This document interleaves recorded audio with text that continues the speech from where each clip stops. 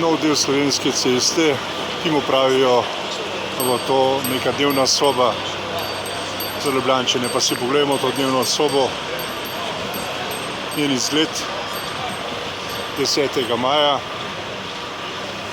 dan po tistem, ko so jo na silo odprli, da bi pokazali, da so nekaj naredili. Čeprav bi lahko mirno počakali do jeseni oziroma datuma, ko je pač možno stvari dokončati.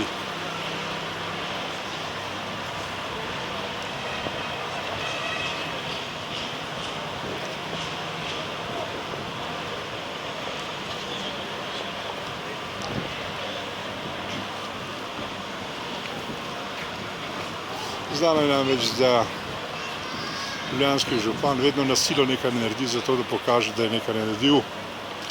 Čeprav res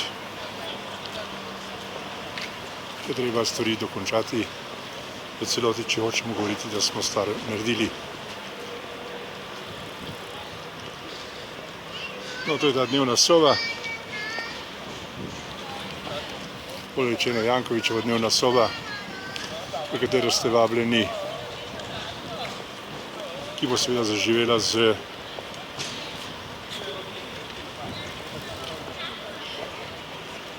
lokali, kot pravijo tukaj. Čeprav ta lokal na levi strani, ko jo boste videli, zagotovo še ni plačal mesto Ljubljane nadomestilo za uporabo mestnega zemljišča, a to je že drugo vprašanje, ki ga naj bi reševale državne inšpekcije, ker lokalne tako in tako ne bodo, vse so pod taktirko ljubljanskega župana.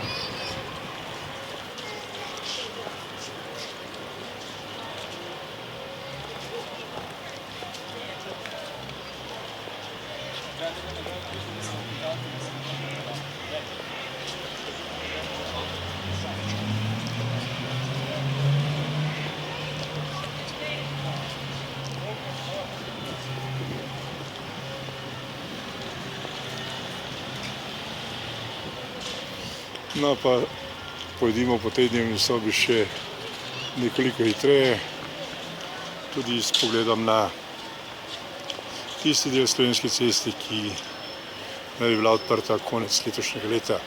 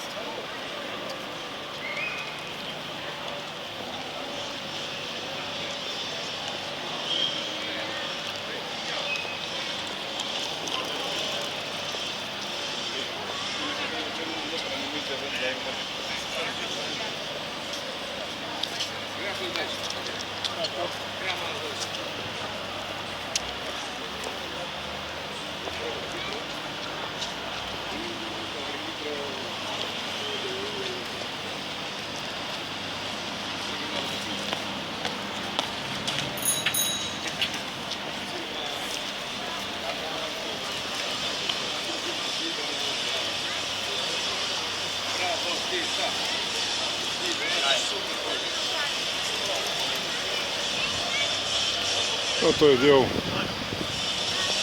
Slovenske ceste, od Čubičeve ceste pa vse do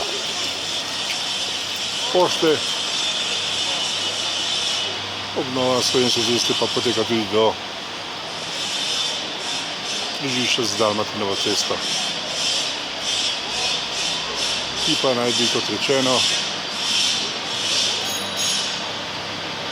bila dokončana konec letošnjega leta.